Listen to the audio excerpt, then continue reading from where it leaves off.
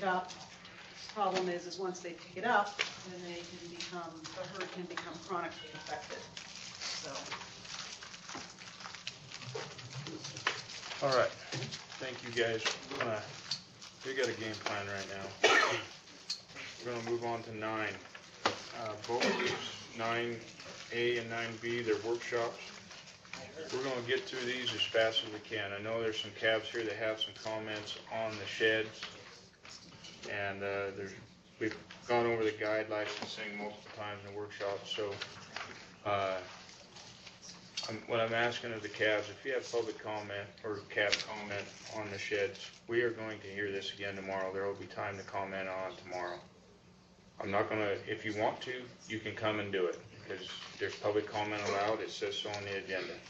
But I'm asking you, for the sake of time, we need to get through these 2 items, and I want to leave ample time at the end of this meeting for public comment. We have quite a few people in Elko that have spent an entire day there, and I can't see the people in Vegas, but I believe you still have people in Vegas that are holding off for public comment. And right now, we're going to get going on 9A, Commission General Regulation 416, Shed Antlers, LCB file number R155-12, Bonamici. You can talk real fast, Rob. Hit the highlights. For the record, Rob Bonamici, the shed antler regulation basically provides for a season for shed antlers, removing shed antlers from the field. A suggestion, if the commission desires to pursue that, is to change removing from the field to collecting. That will address stockpiling issues out in the field. And it also requires, as written, proposed hunting license requirement. Okay, I'm going to go to cabs first. Any cabs have any comments that we need on the record today? Okay, seeing none. Any public comment on the shed regulation in Elko?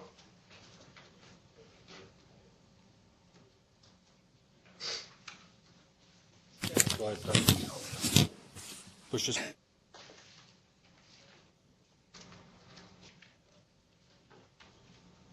Elko, I think. Can you hear me now? I can hear you now. Please state your name so we get you on the record here in Reno. Randall Stoborough for the record. Just wanted to comment about a season. I do support having a season on shed antlers being late winter in the springtime because of the fact that these herds are pressured so hard during the wintertime when these elk and deer are needing to keep their fat reserves and not be consumed by shed antler hunters pushing them around, waiting for them to drop more antlers. So I'm in favor of having a season on them, on the shed antlers. Okay. Anybody else in Elko?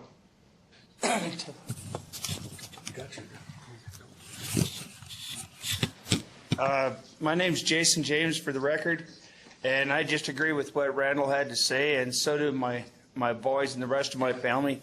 We believe that we need to give the deer and elk a little bit more time, especially when the years we have late winters and stuff like that. Okay. Anybody else in Elko have a comment? Going. Nope, that's it. Okay, thank you guys for Elko sticking in there today. I know it's been a long day and we haven't had much interaction to this point. Does anybody in Las Vegas have any comments on agenda item number 9A, shed antler regulation? No comment from Las Vegas. Okay, thank you very much. No comments from Las Vegas.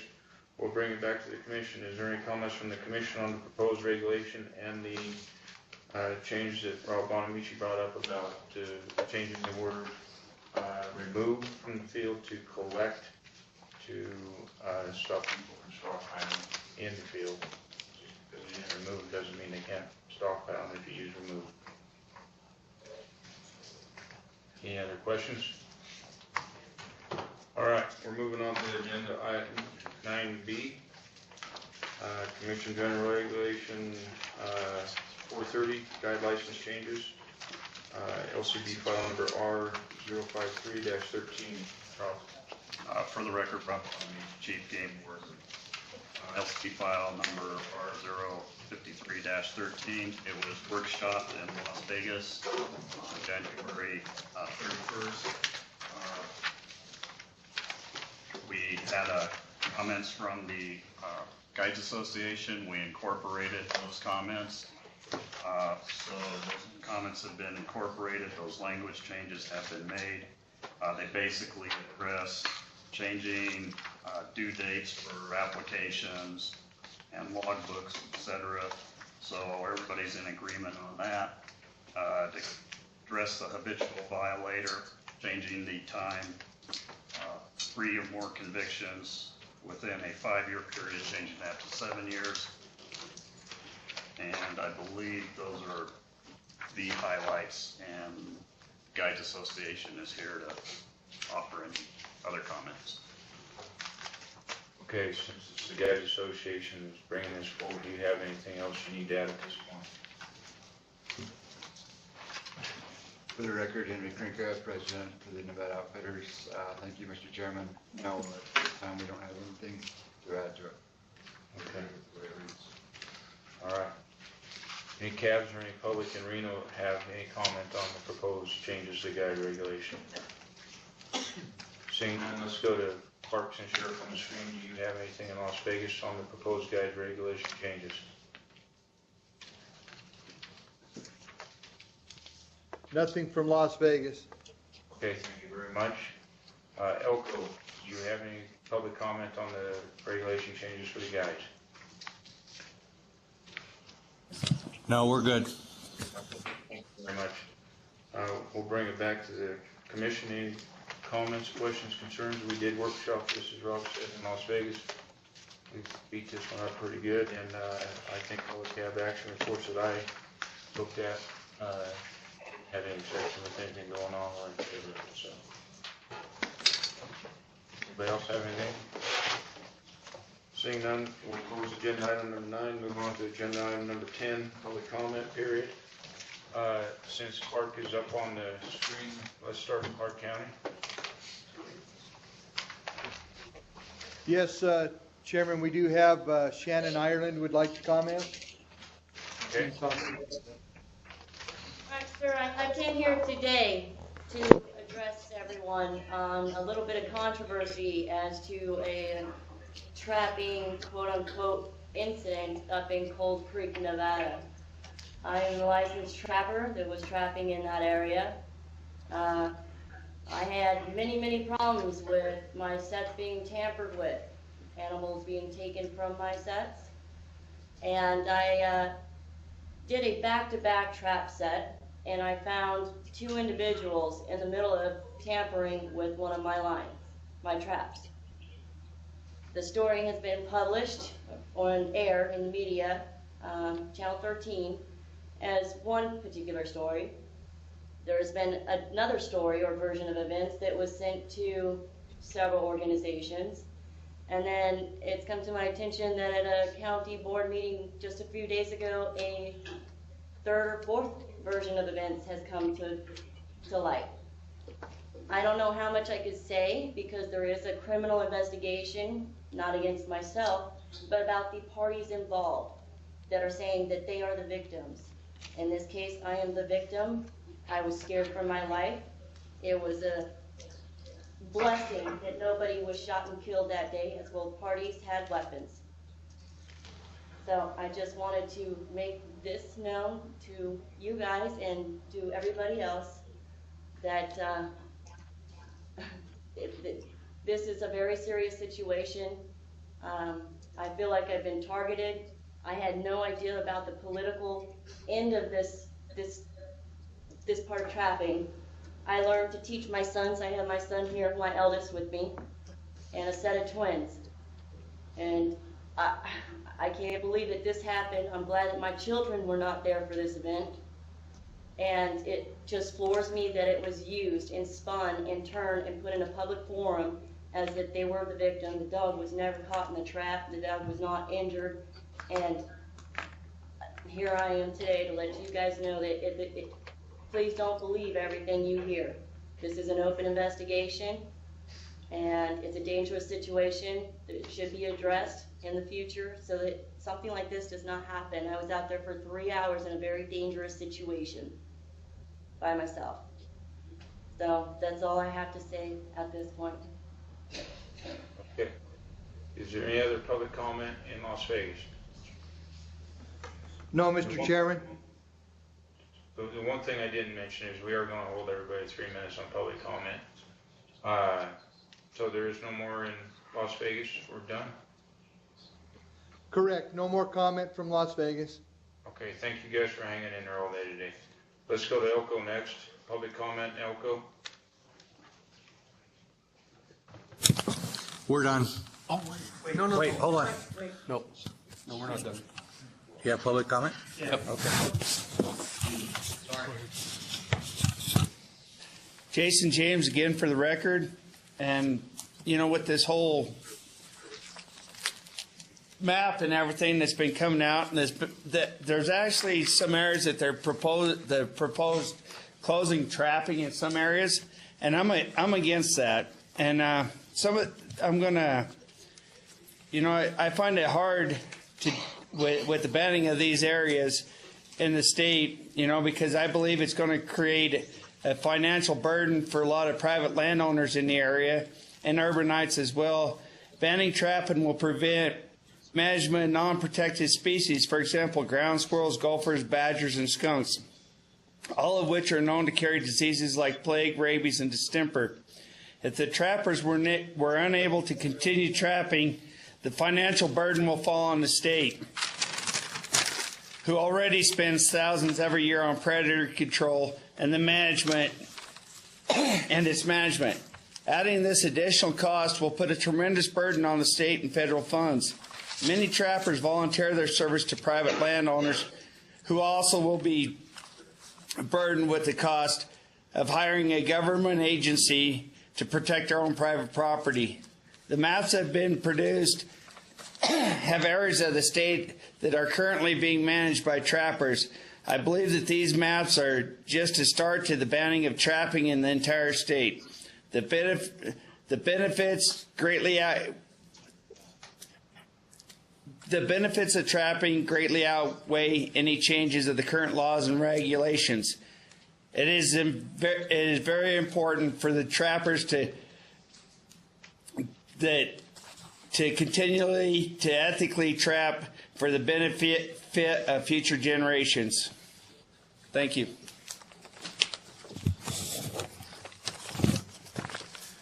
Randall Stowborough for the record, and I'm just going to continue on with that same thought. Basically, on this map right here, it shows red. The colors in red are off limits completely to trappers, and we see some areas right here around Reno, Carson, and obviously down here around Vegas. Just to keep on with what Jason was saying, in my opinion, private land and ranches in the red areas and even in the purple shaded areas outlined here, which have trapping stipulations, these areas should be exempt from the possible 24-hour check and should be left alone, because nobody from the city or anywhere should dictate what a private rancher does on his ground, whether it be near the city or outside of the city. You look at Double Diamond area just south of Reno, and Louis DeMonte's ranch down there, close to the Mount Rose Highway. Down there in that area alone, you have more coyotes per square acre than probably anywhere else in the state, you know, out here in the sagebrush, because down there they've got more access to food from city people throwing breakfast burritos out on the roads, and being close to town, you have garbage and house cats for food. Okay, moving on. The red areas here, the red areas outlined on these trails. Okay, I personally, as a trapper, feel discriminated against because it states that that's a no trapping zone due to high public traffic. In the wintertime, that traffic is less, and I understand, but really, when you lock it off to just trappers, I feel discriminated against, and I think every other trapper does as well. And this should be open to trappers because we're part of the public use. Why do we have to be locked out when others can go in and enjoy the same area? Why not do a compromise? No pets allowed on the trails from October 1st through March 1st every year, with the exempt of hunting dogs, people going in hunting chukars or birds or mountain lions. But I just feel that there should be some give and take here, not just a complete annihilation of trappers in those areas. I think responsible trappers should have the same right to utilize public grounds just as the rest of the public does. And I understand that one or two trappers that may not be responsible, may make poor decisions and end up catching dogs or cats. Do not pass judgment on all trappers because of a few. Thank you. 3 minutes. Thank you, Rick. Okay, does anybody else have any public comment? Elko? No, that's it. Okay, I'm seeing no more public comment in Elko.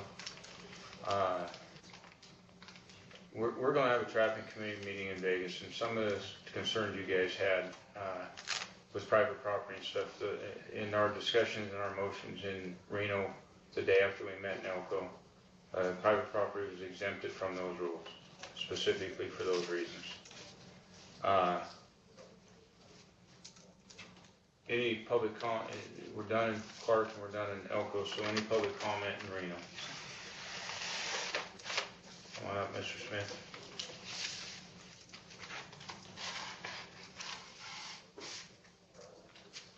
Thank you, Mr. Chairman. I wanted to touch on one topic, the sage-grouse issue, if I could, just for a second. NBU is pleased that NDOW and ranching industry are meeting to resolve their issues. And also, NBU continues to support NDOW on their sound science decisions. Thank you. Thank you. Any other public comment in Reno? Bill Miller. You've been gone for a while, Bill. You back? I'm in the shadows. No, I'm not back. I wish I could be. I really do. And I'm sorry that I've got a lot here I want to talk about. Hopefully I can condense this down. For the record, Bill Miller, representing myself. I planned to attend this meeting prior to going to the White Pine County Advisory Board. So I'm going to kind of tell you what happened there and kind of share some of my thoughts. I've been dealing with this issue, I believe, Jack, since around 2007, 2008. You assisted with this, and I had some input from Jeremy Drew back then when you were part of Safari Club International, I believe, as the president. Last week at the County Advisory Board meeting, there were between 40 and 50 people in attendance. I hadn't seen that many people since about 8 years ago when they were going to double the bull tags. So this shed issue topic is a pretty hot topic in White Pine County. I will tell you that the board did approve going with the recommendation from the department, but the consensus of the crowd was a little different story. A lot of the crowd felt that we were pushing this a little bit too fast, including County Commissioner Lori Carson, who hoped that the commissioners will allow us a little bit more time to sit down and go over some of these issues. Some of the issues that we have right now, if you pass this, I will tell you, is the lack of law enforcement, and that is the #1 issue we have with habitat degradation and the disturbance of wildlife. Right now, we have no law enforcement that represents the Bureau of Land Management in White Pine County, or I believe in Lincoln County area. What they've done this year, I've noticed, I've been down to Cave Valley and some of these areas, and they've gone out and put up some barricades, and it says on the barricade, there's a little sign and it says, "Attention OHV users," and then they give a little spell on the bottom of it, it says, "Law enforcement saturation."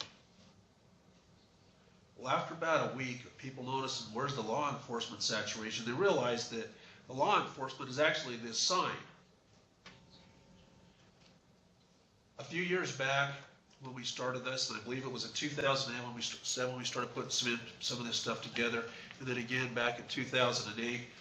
Rob was able to gather a little bit of money. We had radio programs and some newspaper programs, and he actually got some money to go out in the field, and we had a stadium for a couple of weekends. We had an aircraft, and we had guys on the ground, and he made contacts with quite a few people. The following year, people were asking me when were they coming out again. We only did it for 2 weekends. So I don't really want to get into depth today. I know we're pushed for time, and I'm very kind of disappointed that we spent a lot of time on some issues that we shouldn't have spent a lot of time on that were time consuming today. But I hope to be back tomorrow to discuss this again, to see if we can take a little bit more time, because we don't have, we don't have law enforcement in place, education information. So hopefully we can take a little bit more time besides tomorrow and making a decision to get all these answers. Fees and fines and those types of things came to light. So All right. just briefly, that's what I want to share with you for today. Thank you, Bill, and we'll see you tomorrow. Any other public comment?